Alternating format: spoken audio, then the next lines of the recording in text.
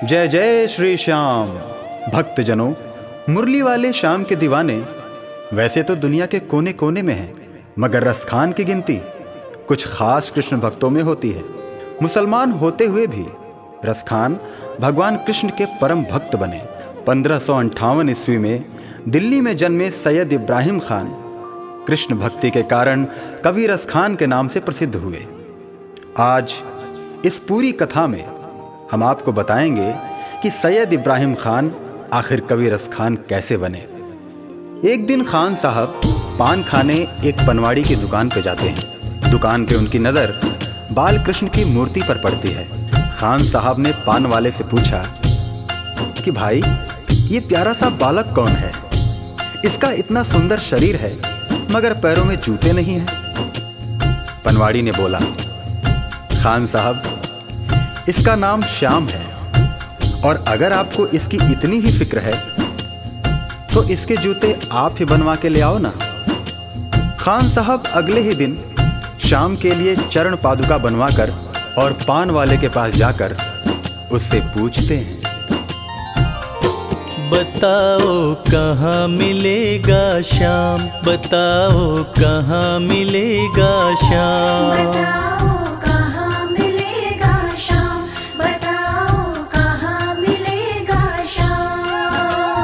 चरण पादुका लेकर सबसे, चरण पादुका लेकर सबसे पूछ रहे रसखान, बताओ कहाँ मिलेगा श्याम, बताओ कहाँ मिलेगा श्याम।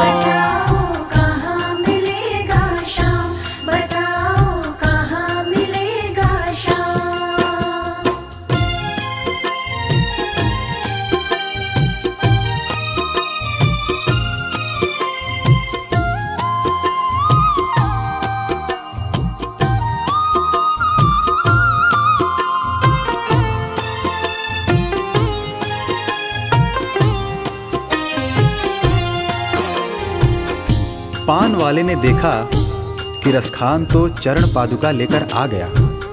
तब पान वाले ने अपना पीछा छुड़ाने के लिए रसखान से कहा, देखो भाई, ये नन्हा बालक कहाँ रहता है मुझे नहीं पता, तुम किसी और से पूछो। उसके बाद अपने दिल में श्याम की सूरत बसाए रसखान हर किसी से पूछने लगते हैं। वो नन्हा सा बालक है, सांवली सी सूरत है, बाल घुंघराले उसके, पहनता मोर मुकुट है। बाल घुंघराले उसके, पहनता मोर मुकुट है। नैन उसके कजरारे, हाथ नन्हे से प्यारे, बांधे पैजनिया पग में, बड़े दिलकश है नजारे। बांधे पैजनिया पग में, बड़े दिलकश है नजारे। घायल कर देती है दिल को, घायल कर देती है दिल को उसकी एक मुस्कान, बताओ कहाँ मिलेगा श्याम, बताओ कहाँ मिलेगा श्याम। बताओ कहाँ मिलेगा श्याम, बताओ कहाँ मिलेगा श्याम।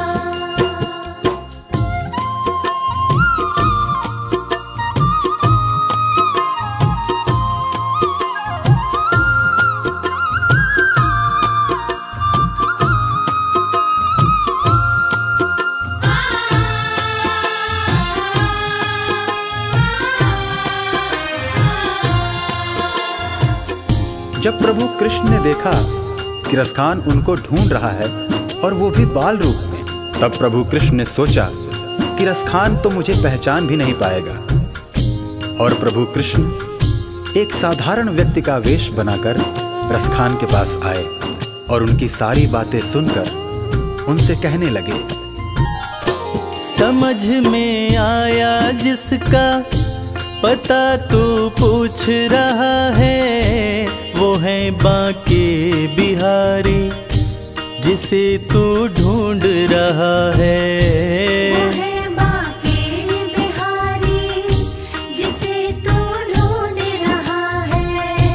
कहीं वो श्याम कहाता, कहीं वो कृष्ण मुरारी। कोई सांवरिया कहता, कोई गोवर्धन धारी। कोई सांवरिया कहता, कहीं गोवर्धन धारी। नाम हजारों ही है उसके, नाम हजारों ही है उसके, और कई है धाम। बताओ कहाँ मिलेगा श्याम, बताओ कहाँ मिलेगा श्याम। बताओ कहाँ मिलेगा श्याम, बताओ कहाँ मिलेगा श्याम।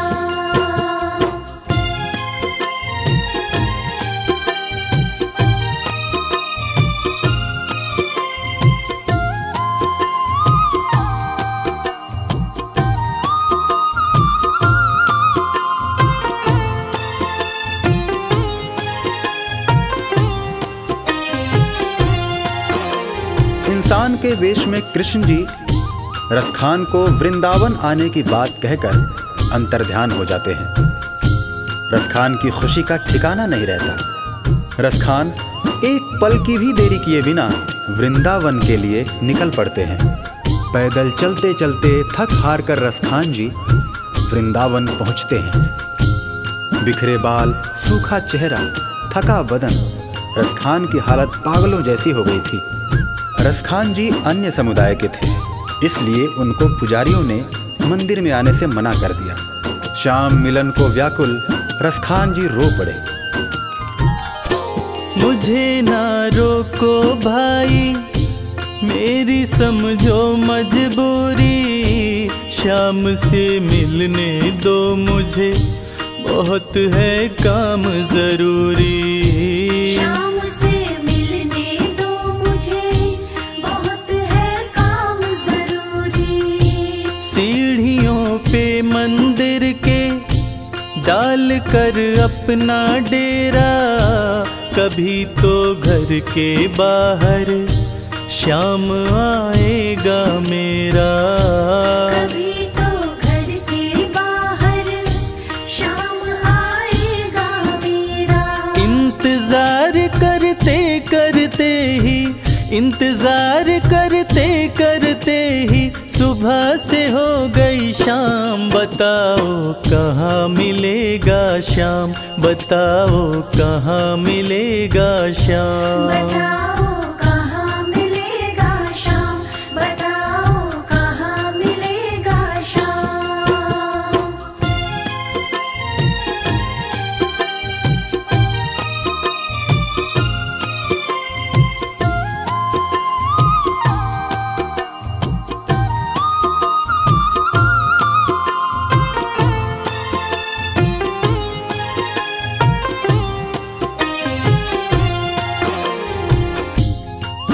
खान साहब को मन में विश्वास था कि श्याम उनसे जरूर मिलेंगे, और इसी विश्वास में खान साहब मंदिर के बाहर सीढ़ियों पर रात भर बैठे रहे। जाग कर रात बिताई, भोर होने को आई, तभी उसके कानों में कोई आहट सी आई। तभी उसके कानों में कोई आहट सी आई।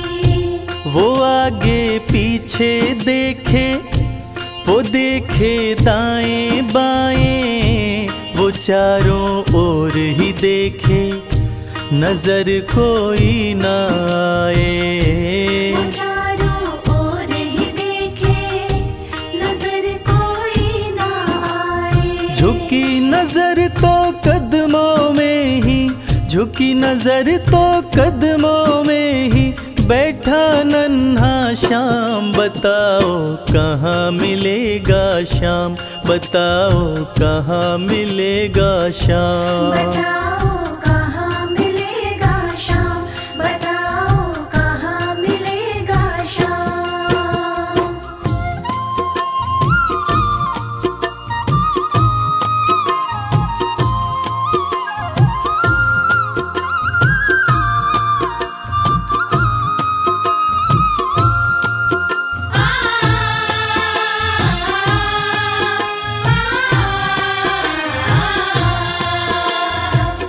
नन्हे श्याम की जैसी छवि भक्त रसखान ने अपने हृदय में बसा रखी थी, ठीक वैसी ही छवि का बालक श्याम रसखान की गोद में बैठा था। रसखान मानो खुशी से पागल हुए जा रहे थे। उनकी आंखों से खुशी के आंसू बह रहे थे। खुशी से गदगद होकर गोद में उसे उठाया, लगा करके सीने से बहुत ही प्यार लुटाया। लगा करके सीने से बहुत ही प्यार लुटाया। पादुका पहनाने को पाँव जैसे ही उठाया, नजारा ऐसा देखा कलेजा मुँह को आया। नजारा ऐसा देखा कलेजा मुँह को आया। कांटे चुभ चुभ करके घायल, कांटे चुभ चुभ करके घायल हुए थे नन्हे पाँव। बताओ कहाँ मिलेगा श्याम, बताओ कहाँ मिलेगा श्याम। बताओ कहाँ मिलेगा श्याम, बताओ कहाँ मिलेगा श्याम।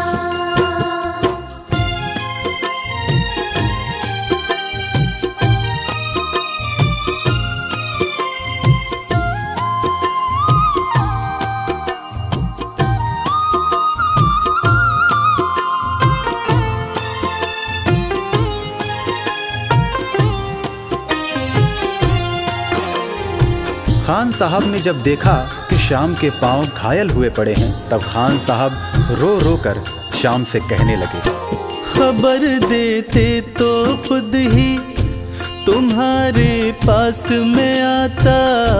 न पग में छाले पड़ते, न चुभता कोई कांटा। न पग में छाले पड़ते, न चुभता कोई कांटा। तब प्रभु कृष्ण उनसे कहने लगे, छवि जैसी तो मेरी बसा के दिल में लाया, उसी ही रूप में तुमसे यहाँ मैं मिलने आया।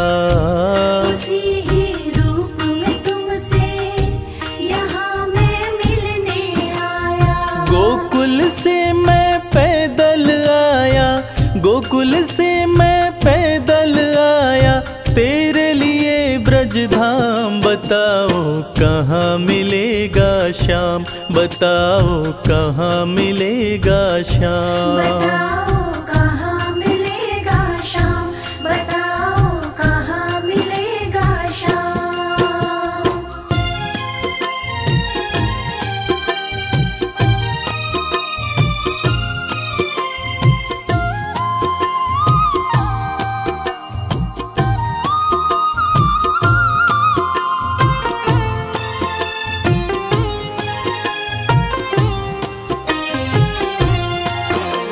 भगवान और भक्त का ऐसा अद्भुत मिलन शायद ही कभी देखने को मिले।